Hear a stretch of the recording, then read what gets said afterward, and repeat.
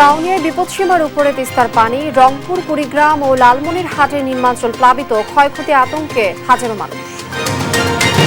দেশে বেড়েই চলেছে ডেঙ্গুর প্রকোপ, একদিনে সর্বোচ্চ শনাক্ত ও মৃত্যুর রেকর্ড, মোট ১৫৮ জনের প্রাণহানি, ঝুঁকিতে ঢাকা উত্তর।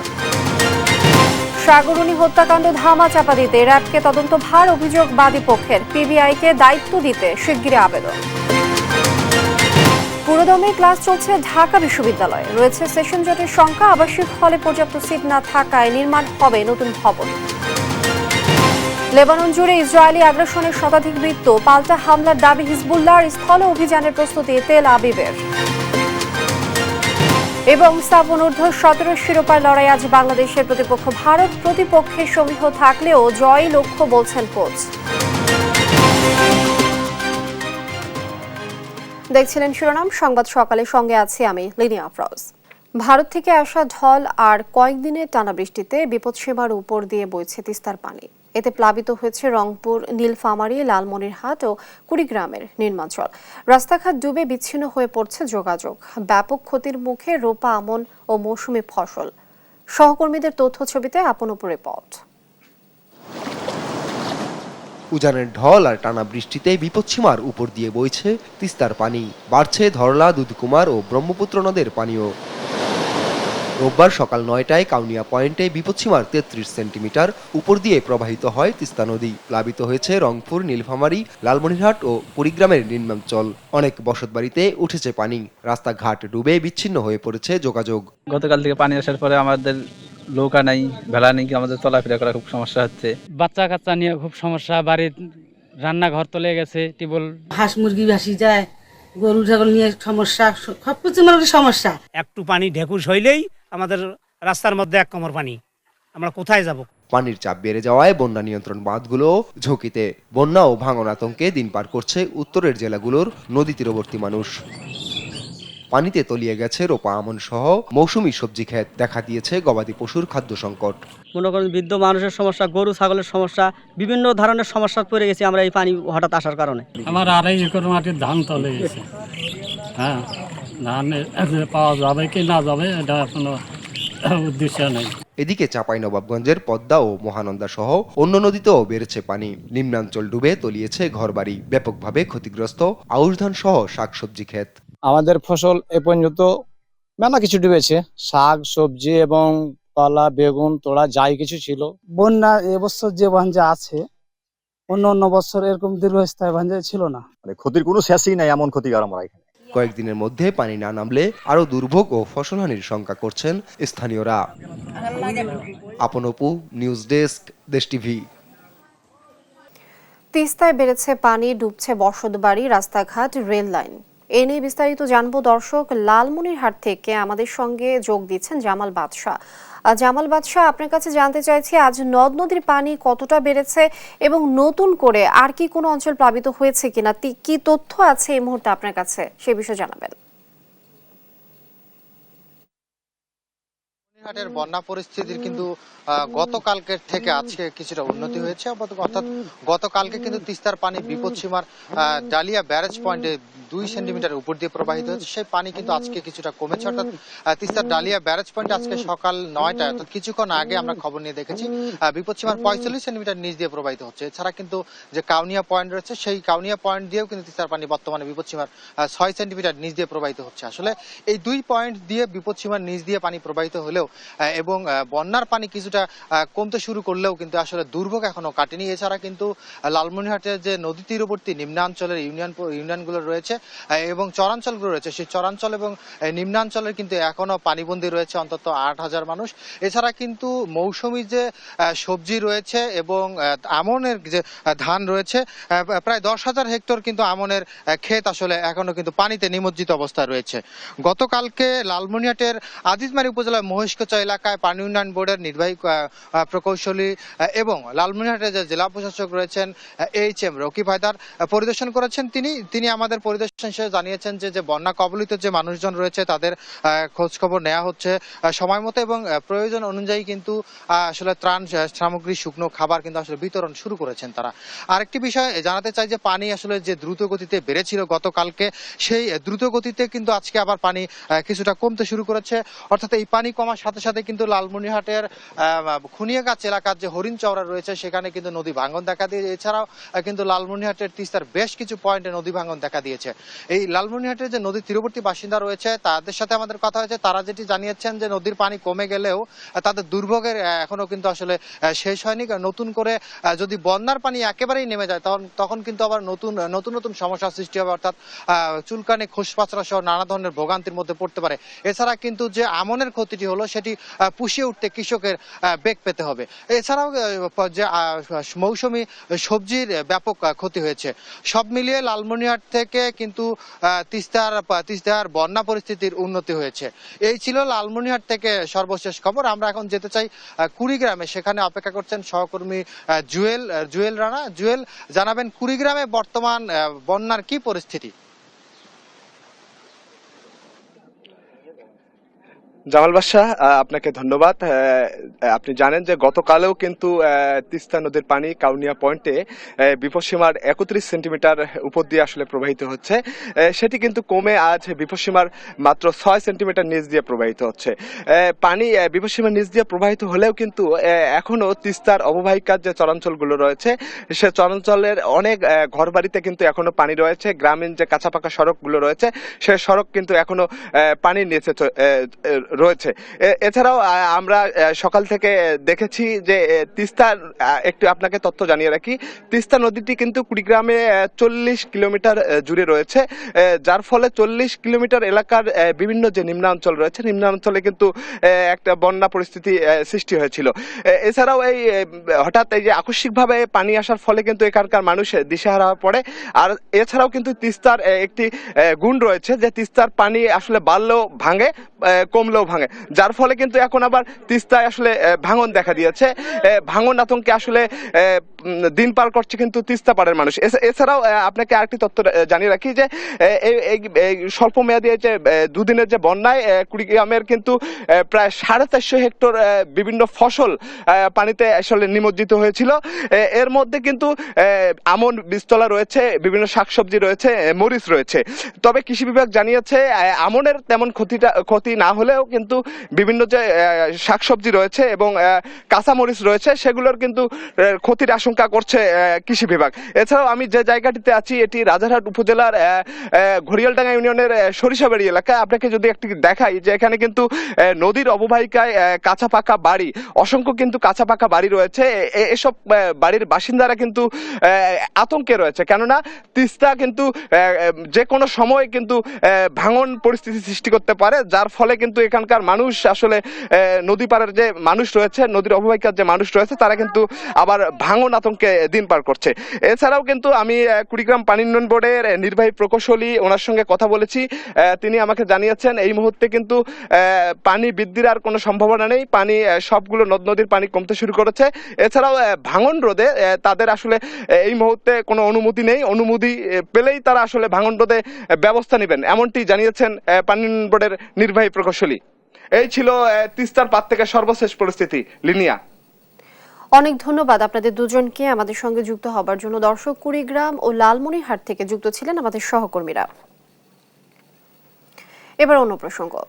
3.5 মাস পর একাডেমিক কার্যক্রম শুরুর মধ্য দিয়ে প্রাণ ফিরেছে ঢাকা বিশ্ববিদ্যালয়ে। দীর্ঘদিন পর ক্লাস শুরু হওয়ায় সেশন জটের আশঙ্কা করছেন শিক্ষক শিক্ষার্থীরা।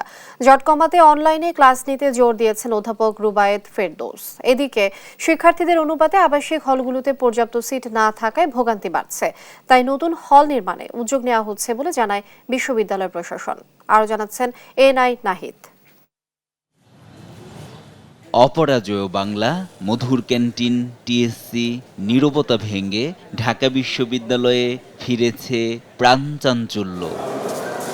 টানা 3.5 মাস পর একাডেমিক কার্যক্রম শুরু হওয়ায় শিক্ষার্থীদের মাঝে স্বস্তি ফিরেছে।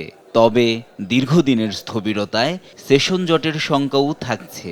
আমরাও চেষ্টা করব ক্লাসগুলোকে যেভাবে কভার করা যায়, যদি এক্সট্রা লাগে, যদি অনলাইন লাগে, যেভাবে কভার করা যায় করে সেশন জটকে যতটা রিডিউস করা যায়। সেশন জটের সংখ্যা তো সবসময় থেকেই যায়, চাইলে একটু এদিক সেদিক করে অ্যাডজাস্ট করা যাবে। কিছু কিছু ডিপার্টমেন্টের হয়তো বা পরীক্ষাটা একটু পিছিয়ে হতে পারে বা মানে কোর্সটা একটু লেন্দি হতে পারে, বাট ওরকম সেশন জটে পড়বো বলে আমার মনে হয় না। সেশন জট রোধে অনলাইনে ক্লাস নেয়ার পরামর্শ অধ্যাপক রুবায়েত ফেরদৌসের।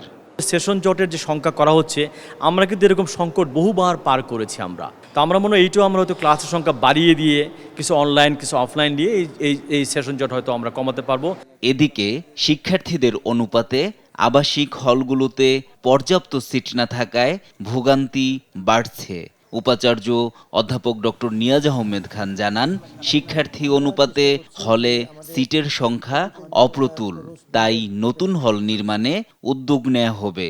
বন্ধুপ্রতিম রাষ্ট্র যারা আছে, বিশেষ করে আমরা সেদিনও যখনই কোনো সুযোগ পাই সরকারি মহলেতে উপস্থাপন করেছি, কর্পোরেট মহলেও আমাদের এটা উপস্থাপন করার আগ্রহ আছে।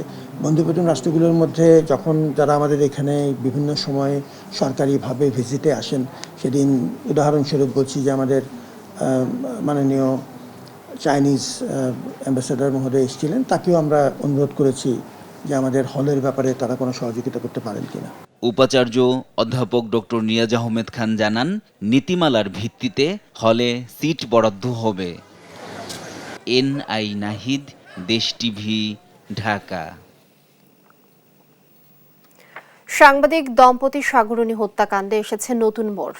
নতুন করে অ্যাডভোকেট শিশির মনিরকে আইনজীবী নিয়োগ দিয়েছে বাদীপক্ষ। রুনির ভাই বলেন, মামলা দ্রুত নিষ্পত্তির জন্য এই সিদ্ধান্ত তাদের। পরিবর্তিত পরিস্থিতিতে মামলাটি নিষ্পত্তির আশা জানান এই আইনজীবী। তবে যাদের বিরুদ্ধে অভিযোগ আছে তাদের বিচারের মুখোমুখি করা হবে বলেও জানান তিনি। সাবরিনা মজুমদারের রিপোর্ট।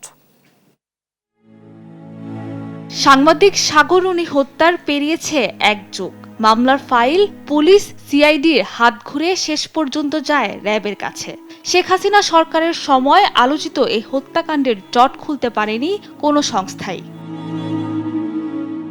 5 আগস্ট দেশের রাজনৈতিক প্রেক্ষাপট বদলালে প্রধান উপদেষ্টার কণ্ঠেও ধ্বনিত হয় সাংবাদিক দম্পতি সাগর সরোয়ার ও মেহেরুন নূনী হত্যাকাণ্ডের ন্যায় বিচার। এতে নতুন করে আশার আলো দেখছেন সাগরুনির স্বজন ও সহকর্মীরা।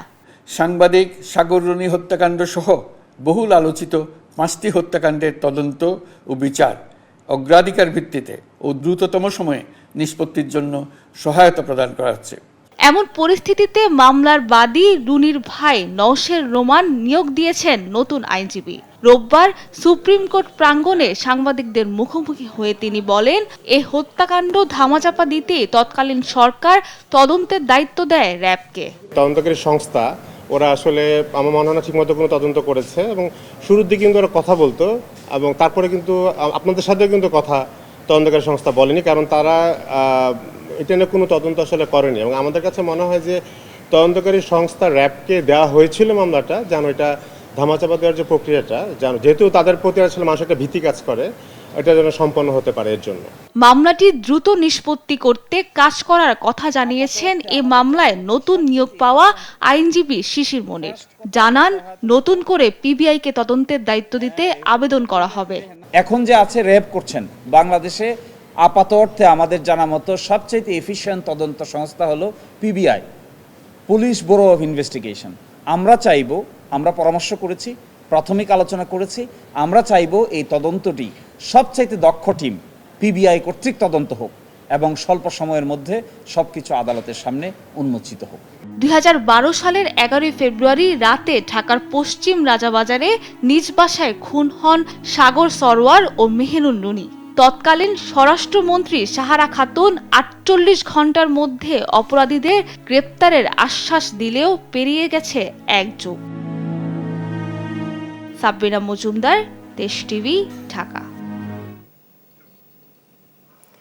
সজীব ওয়াজেদ জয়কে অপহরণ ও হত্যা ষড়যন্ত্রের মামলায় দৈনিক আমার দেশ পত্রিকার ভারপ্রাপ্ত সম্পাদক মাহমুদুর রহমানকে কারাগারে পাঠিয়েছেন আদালত।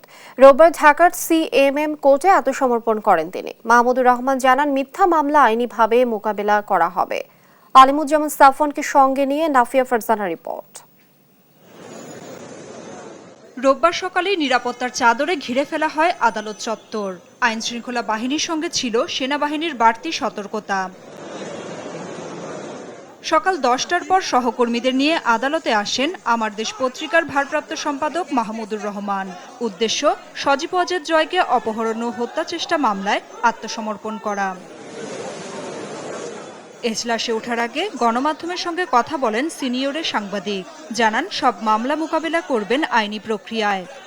যে ফ্যাসিবাদের বিরুদ্ধে লড়াই করতে গেলে নিজের মেরুদণ্ড সোজা রাখতে হবে এবং মেরুদণ্ড সোজা রাখবার জন্য সেই আইন অনুযায়ী আমি সারেন্ডার করব এবং আমি লড়াই অব্যাহত রাখবো, যদিও এই মামলা সর্বৈব মিথ্যা। আত্মসমর্পণের পর মাহমুদুর রহমানকে কারাগারে পাঠানোর নির্দেশ দেন ঢাকার চিফ মেট্রোপলিটন ম্যাজিস্ট্রেট আদালত। আদালতে মাহমুদুর রহমান জামিন চাননি জানিয়ে তার আইনজীবী বলেন, বুদ্ধিবৃত্তিক লড়াইয়ের জন্যই ফাঁসানো হয়েছে তাকে। এই মামলার ঘটনাস্থল আমেরিকায়, সেই জায়গায় কারসাজি করে বাংলাদেশে ঘটনাস্থল দেখিয়ে সেই মামলা করেছেন এবং জনাব মাহমুদুর রহমান এবং শফিক রেহমানকে জেল দিয়েছে 5 বছরে। মাহমুদুর রহমান ইস্যুতে সুপ্রিম কোর্ট প্রাঙ্গণে প্রতিক্রিয়া জানান ব্যারিস্টার মাহবুবউদ্দিন খোকন।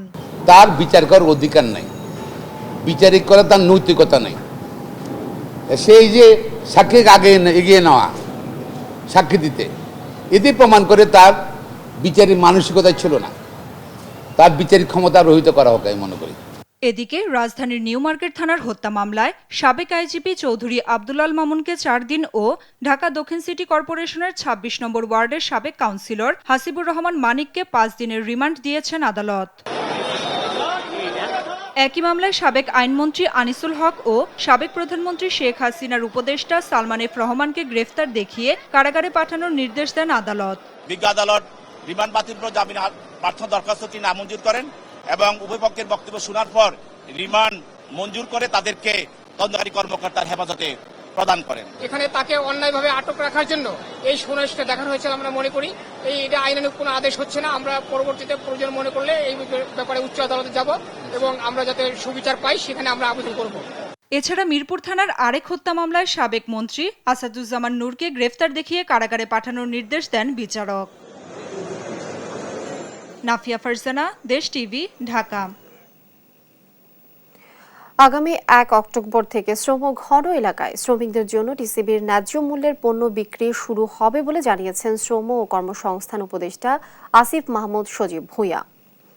দুপুরে সচিবালয় শ্রমিক কল্যাণ ফাউন্ডেশনে গ্রামীণ ফোনের চেক গ্রহণ অনুষ্ঠানে একথা জানান তিনি। শ্রমিকদের 18 দফা দাবি মেনে নেওয়া হয়েছে জানিয়ে উপদেষ্টা বলেন, এসব দাবি বাস্তবায়নে জোর দেওয়া হচ্ছে। 2-1 জায়গা বাদে সব কলকারখানায় শ্রমিকরা কাজে ফিরেছে। কেউ শ্রমিকদের উস্কানি দিলে ব্যবস্থা নেওয়ার হুঁশিয়ারিও দেন তিনি।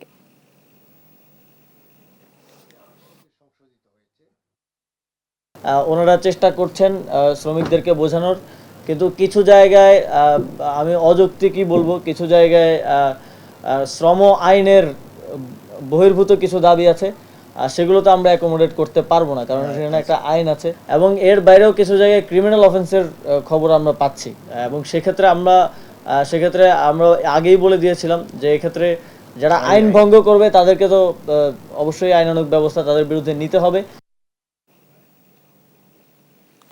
1 নভেম্বর থেকে পলিথিন কারখানায় অভিযান চালানোর ঘোষণা দিয়েছেন পরিবেশ উপদেষ্টা সৈয়দা রিজওয়ানা হাসান। ডিসেম্বরের মধ্যে সচিবালয় প্লাস্টিক মুক্ত করার পরিকল্পনাও জানান তিনি। রাজধানীর আগারগাঁওয়ে নিষিদ্ধ পলিথিন শপিং ব্যাগের বিকল্প পণ্যের মেলা উদ্বোধন করে একথা বলেন উপদেষ্টা। আরও জানাচ্ছেন এনআই নাহিদ। নিষিদ্ধ পলিথিন ব্যাগের বিকল্প তুলে ধরতে এ পণ্যের পসরা। রোববার সকালে রাজধানীর আগারগাঁওয়ে পলিথিন শপিং ব্যাগের বিকল্প পণ্যের বিষয়ে জনসচেতনতা ও বিকল্প সহজীকরণের লক্ষ্যে মেলার আয়োজন করে পরিবেশ অধিদপ্তর। সরকারি বেসরকারি উদ্যোক্তাদের অংশগ্রহণে এ মেলা হয়। উদ্বোধন করেন পরিবেশ উপদেষ্টা সৈয়দা রিজওয়ানা হাসান। পরিবেশ বান্ধব কাগজ, কাপড় ও চটের শপিং ব্যাগের এ মেলায় এসে উচ্ছ্বসিত দর্শনার্থীরা। পাট বা তারপরে হ্যান্ডমেড পেপার, এগুলো যে আরো কত ক্রিয়েটিভলি ইউজ করা যায় আমরা স্টলগুলো ঘুরে ঘুরে দেখলাম। মানুষের জীবনটাকে নিরাপদ করার এমন উদ্যোগকে স্বাগত জানান উদ্যোক্তারা। তারা দাবি করেন এ পদক্ষেপ দীর্ঘস্থায়ী করার জন্য। আমাদের জায়গা থেকে এরকম যখন আমাদেরকে পলি দিবে, আমরা যদি না নেই তো দোকানদাররা কিন্তু সেখানে সচেতন হয়ে যাবে। আমরা আমাদের তরফ থেকে যেমন এই ব্যাগগুলো তৈরি করছি, এগুলো হচ্ছে ক্যানভাস কটনের, এটা কিন্তু পচনশীল। তো আমরা চায়নাকে বিট দিয়ে আমরা এই পণ্যটাকে বিদেশে এক্সপোর্ট করতে পারি। ডিসেম্বরের মধ্যে সচিবালয় প্লাস্টিক মুক্ত করার পরিকল্পনা চলছে বলে জানান পরিবেশ উপদেষ্টা সৈয়দা রিজওয়ানা হাসান। আগামী প্রজন্মকে পলিথিন ও কেমিক্যাল মুক্ত রাখতে 1 নভেম্বর থেকে পলিথিন কারখানাগুলোতে অভিযান চলবে বলেও জানান উপদেষ্টা। তো আগামী প্রজন্মকে রক্ষার জন্য, কেমিক্যাল মুক্ত রাখার জন্য, অপচনশীল পলিথিন শপিং ব্যাগের যে অভিশাপ, সেটা থেকে আগামী প্রজন্মকে, নদী নালা মাটি এই সব কিছুকে রক্ষার জন্য আশা করি আমরা 1 অক্টোবর থেকে আমাদের কাজটা শুরু করতে পারছি। আমরা ধাপে ধাপে যাব, সকলকে একসাথে একই জায়গায় এনে ঐক্যমতের ভিত্তিতে আগাবার চেষ্টা করব। তবে সিদ্ধান্তে কিন্তু কোনো পরিবর্তন আসবে না। পাট শিল্পের ঐতিহ্য ফিরিয়ে আনতে কাগজ, কাপড় ও পাটজাত পণ্যের ব্যাগ ব্যবহারের জন্য সবাইকে আহ্বান জানান পরিবেশ উপদেষ্টা। NI নাহিদ, দেশ টিভি, ঢাকা। রক্ষণাবেক্ষণ কাজের জন্য আগামী 1 অক্টোবর থেকে 14 অক্টোবর পর্যন্ত মধ্যরাতে 3.5 ঘন্টার জন্য বন্ধ থাকবে হযরত শাহজালাল আন্তর্জাতিক বিমানবন্দরের রানওয়ে। রোববার এক সংবাদ বিজ্ঞপ্তিতে এ তথ্য জানিয়েছেন শাহজালাল বিমানবন্দরের নির্বাহী পরিচালক গ্রুপ ক্যাপ্টেন মোহাম্মদ কামরুল ইসলাম। তিনি বলেন, রাত 1টা থেকে রাত 4:30 পর্যন্ত সব ফ্লাইটের অবতরণ ও উড্ডয়ন কার্যক্রম স্থগিত করা হয়েছে। ফলে যাত্রীদের ফ্লাইট সূচিতে পরিবর্তন হওয়ার সম্ভাবনা রয়েছে। ইতোমধ্যে সংশ্লিষ্ট সব এয়ারলাইন্স ও সংস্থাকে জানানো হয়েছে বলেও জানান তিনি।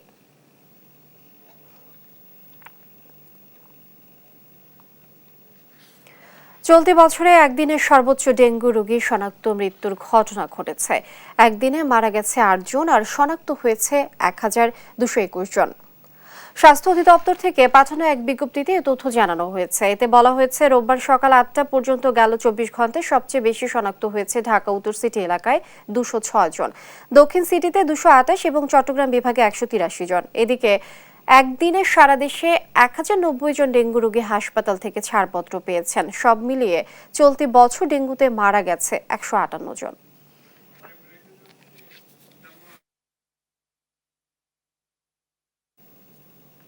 দেখছেন সংবাদ সকাল।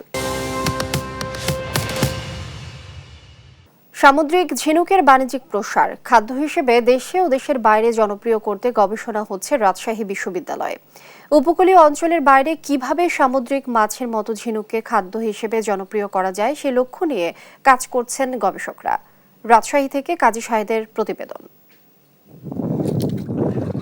সমুদ্রের বিশাল জলরাশি ও এর তলদেশের বিভিন্ন সম্পদ কাজে লাগাতে চলছে নানা উদ্যোগ। আগে থেকেই বিভিন্ন শৈবাল, শামুক ও মাছ অর্থনীতিতে অবদান রাখছে। এবার ঝিনুককে এ খাতে যোগ করতে গবেষণা করছেন রাজশাহী বিশ্ববিদ্যালয়ের ফিশারিজ বিভাগের একদল গবেষক। তো আমরা যেটা চেষ্টা করছি এর মাধ্যমে, যে আমাদের সুবিশাল সমুদ্রে মৎস্য সেক্টরের মৎস্য আইটেমের পাশাপাশি শেলফিশ আইটেম রয়েছে, যেগুলোকে আমরা বাইভাল বলি, ওয়েস্টার, ক্ল্যাম, বিভিন্ন ধরনের অ্যাবালোনি, অনেক ধরনের স্পিসিস আছে যেগুলো মানে ভ্যালুয়েবল ফুড আইটেম। সেই ফুড আইটেমটা কিন্তু আমাদের দেশে অত বেশি প্রচলিত নয়।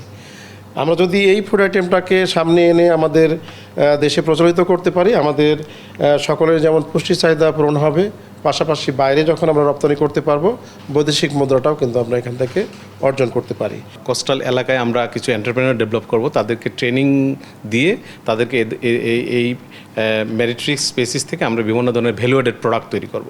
রোববার রাজশাহী বিশ্ববিদ্যালয়ে এক সেমিনারে জানানো হয়, সামুদ্রিক বাইভাল্ভ এখনো জনপ্রিয় হয়ে ওঠেনি, তাই খাদ্য হিসেবে জনপ্রিয় করতে নেওয়া হয়েছে প্রকল্প। রব অথবা বাইভাল্ভ মাসল কেউ খেতে চাচ্ছে না, তাকে যদি আমি একটা অন্য একটা রেসিপি করে তার সামনে দিয়ে, তো সে এটা খাবে। এই ধারণা থেকে আমরা এই কাজটা, এই রিসার্চের প্রস্তাবটা আমরা নিয়েছি। আপাতত প্রাকৃতিকভাবে ঝিনুক পাওয়া যাচ্ছে, তবে চাহিদা বাড়লে প্রকৃতিতে এর প্রভাব ও চাপ পড়তে পারে। এজন্য হ্যাচারি গড়ে তোলার পরামর্শ মৎস্য বিভাগের। হ্যাচারি থেকে যখন রেনু সরবরাহ করে তখন কালচারটার চলমান থাকবে এবং ইন্ডাস্ট্রিয়ালাইজেশনের চলমান থাকবে। এই জন্য আমার প্রস্তাবটা হচ্ছে যে ইন্ডাস্ট্রিয়ালাইজেশনের আগেই আমাদের এই কালচার যাতে কনফার্ম হয়, মানে অব্যাহতভাবে চলতে থাকে, সাস্টেইনেবলি চলতে থাকে, সেই জন্য হ্যাচারি ডেভেলপ করা উচিত। ঝিনুক দেশের বাজারে জনপ্রিয় খাদ্য হিসেবে পরিচিত করানোর পাশাপাশি বিদেশে রপ্তানির পরিকল্পনা আছে বলছেন গবেষকরা। কাজী শাহেদ, দেশ টিভি, রাজশাহী।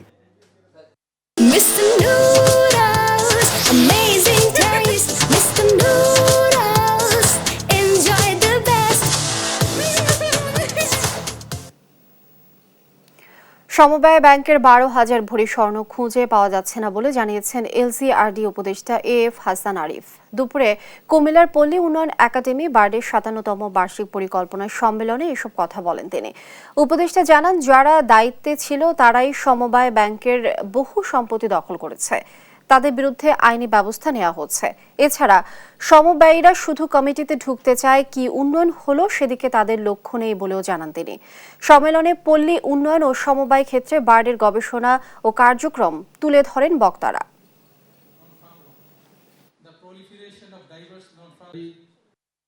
12,000 ভরি সোনা খোঁজ পাওয়া যাচ্ছে না। এই হচ্ছে সমবায় ব্যাংকের অবস্থা।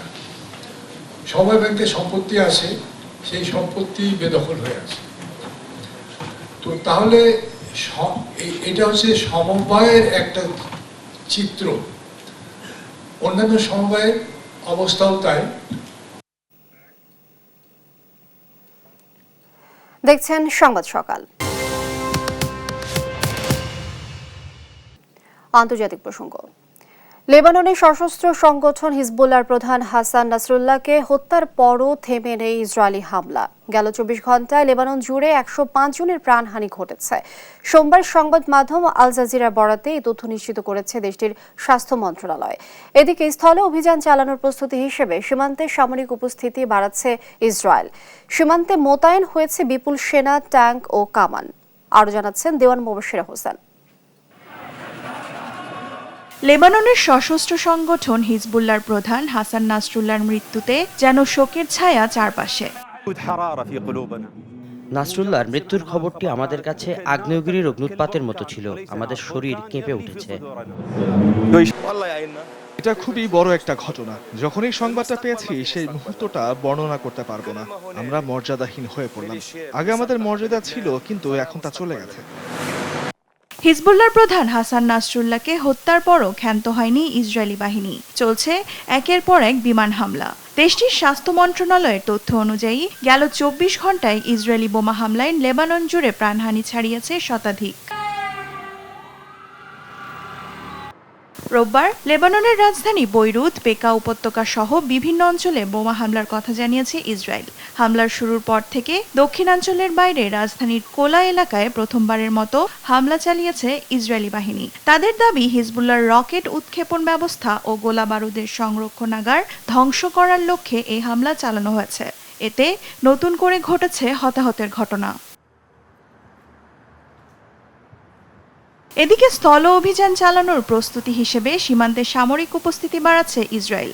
ইসরায়েলের উত্তরে লেবানন সীমান্তে বিপুল সেনা, ট্যাঙ্ক ও কামান মোতায়েন করেছে তেল আবিব। এদিকে রোববার ইসরায়েলকে লক্ষ্য করে পাল্টা হামলা চালিয়েছে হিজবুল্লাহ। ইসরায়েলের দাবি, দেশটির উত্তর পূর্বাঞ্চলে তিবেরিয়াস অঞ্চলে রকেট ও ক্ষেপণাস্ত্র ছোড়া হয়েছে, যা উন্মুক্ত স্থানে পড়েছে। তবে হিজবুল্লাহর ভাষ্যমতে শুধু সীমান্ত এলাকায় ইসরায়েলের সামরিক বাহিনীর চৌকি লক্ষ্য করে ক্ষেপণাস্ত্র ছুড়েছে গোষ্ঠীটি। দেওয়ান মোবাশ্বের হোসেন, নিউজ ডেস্ক, দেশ টিভি। দেখছেন সংবাদ সকাল।